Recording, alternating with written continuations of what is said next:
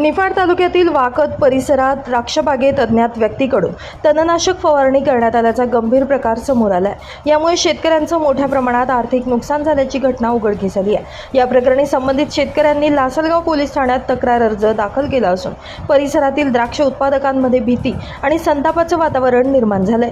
याबाबत वाकद येथील शेतकरी सुनील बंडू गायकवाड यांनी 16 मे 2026 रोजी लासलगाव पोलीस ठाण्यात लेखी तक्रार दिली आहे। तक्रारीनुसार त्यांच्या आई जिजाबाई बंडू गायकवाड यांच्या नावे असलेल्या शेत गट क्रमांक 273/ब/1 मधील सुमारे 77 आर क्षेत्रात द्राक्ष बाग आहे। सदर बागेच्या पश्चिम बाजूच्या 4 ते 5 गल्लींमध्ये द्राक्षवेली अचानक करपू लागल्या असून पाने पिवळी पडणं, वेल सुकण्यास सुरुवात होणं, नवीन फुटवे मरगळणं आदी लक्षणं दिसून आली। यामुळे अज्ञात व्यक्तीकडून तणनाशक फवारणी करण्यात आल्याचा संशय व्यक्त करण्यात आला आहे। विशेष म्हणजे या घटनेचा परिणाम फक्त एका शेतापुरता मर्यादित नसून लगतच्या द्राक्ष बागांनाही त्याचा फटका बसल्याचा दावा करण्यात आला आहे। शेजारील शेतकरी बाळकृष्ण रायबा गायकवाड तसेच सौ सविता बाळकृष्ण गायकवाड यांच्या शेतगट क्रमांक 272/1/1/अ/1 व 273/ब/2 मधील द्राक्ष बागांमध्ये देखील तत्सम नुकसान झाल्याचं सांगण्यात येत आहे। दरम्यान तालुका कृषी अधिकारी सुधाकर पवार यांनी घटनास्थळी भेट देत पाहणी करून नुकसानीचा पंचनामा केला।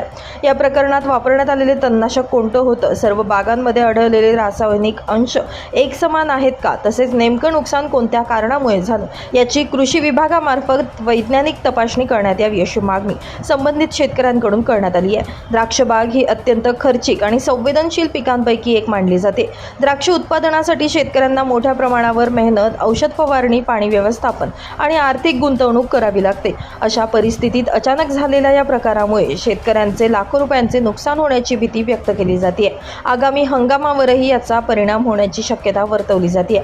या घटनेमुळे वाकद परिसरातील द्राक्ष उत्पादक शेतकऱ्यांमध्ये चिंतेचं वातावरण निर्माण झालं असून प्रशासनानं या प्रकरणाची गांभीर्यानं दखल घेत तातडीनं चौकशी करावी, दोषींना शोधून कठोर कारवाई करावी, तसेच नुकसानग्रस्त शेतकऱ्यांना आर्थिक मदत द्यावी अशी मागणी आता होत आहे।